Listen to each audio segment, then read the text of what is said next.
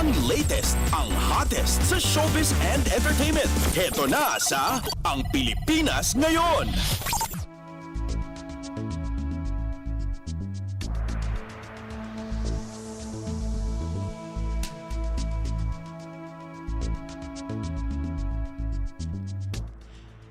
Hello! Magandang araw sa ating mga chismoso at chismosang nag-aabang ng mga trending na balita sa mundo ng showbiz. Ito na ang ratsyada ng ating mga chika.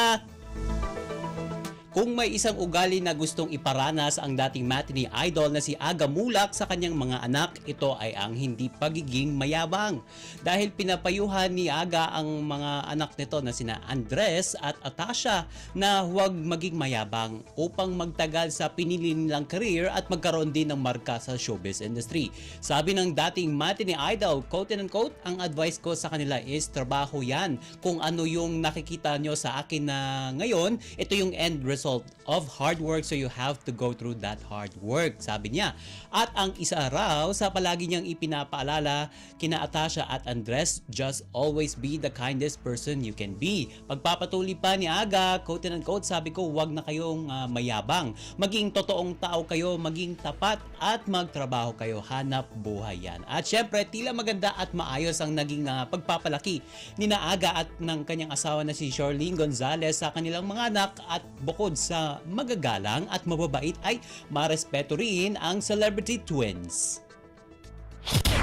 Ang latest, ang hottest sa showbiz and entertainment. Heto na sa Ang Pilipinas Ngayon. Sa iba pa natin chika for today, hindi nakikita ng mga miyembro ng OPM Girl Band Group na AGs na maghiwa-hiwalay sila. Sa press con ng banda kamakailan, binalikan nila ang naging alaala ni Mercy Sunot na siyang lead singer ng grupo matapos itong pumanaw noong nakaraang taon. Dito ay emosyonal nilang ibinahagi ang tungkol sa mga naging alaala ni Mercy nung nabubuhay pa ito. Hindi nila inakala na ang kanilang konsyerto noong Marso ng nakaraang taon ang huling performance ng AGs bilang isang buong grupo. At siniguro rin nila na hindi mabubuwag ang kanilang grupo. Sabi pa nila, quote and unquote, nandito pa rin po kami kasi yun ang gusto ni Mercy. Tuloy pa rin po yung AGs kahit na uugod-ugod na kami. Siya po ang nagsabi sa grupo na walang iwanan, pero siya po ang nang iwan sa amin. Yan ang naging pahayag ni Julie na bahagi ng naturang banda. At dagdag pa ng maituturing na ring OPM icon, ang gusto talaga namin talagang gumaling lang talaga siya, pero talagang umalis na talaga siya sa amin at kailangan namin talagang magpatuloy, kaya mas gagalingan namin para kay Mercy, sabi ni Julie sa nasabing press con. Ang latest, ang hottest sa showbiz and entertainment. Heto na sa Ang Pilipinas Ngayon.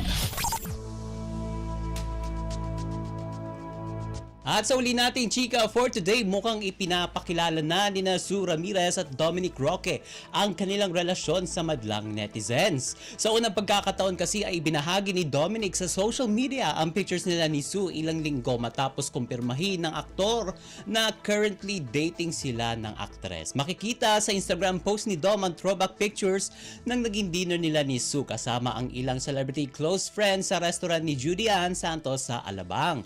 Sa group photos, kasama nila sina Ryan Agoncillo, Catherine Bernardo, Elijah Canlas, Miles Ocampo at Alora Sasam. Syempre may selfie din ang rumored couple na kung saan ay nakaakbay pa ang aktres sa kanya. At maaalalang kinumpirma ni Dom na dating sila ni Sue nung nakaraang red carpet sa Metro Manila Film Festival 2024 para sa entry na The Kingdom, kung saan isa sa mga bida ang actress na si Sue. And November last year nang magsimulang kumalat ang mga balita na may namamagitan sa dalawa matapos mahuling sweet na sweet sa Siargao. At bukod dyan, may ilang beses na rin silang namataan na magkasama sa ilang mga events. Ang latest, ang hottest sa showbiz and entertainment. Heto na sa Ang Pilipinas Ngayon.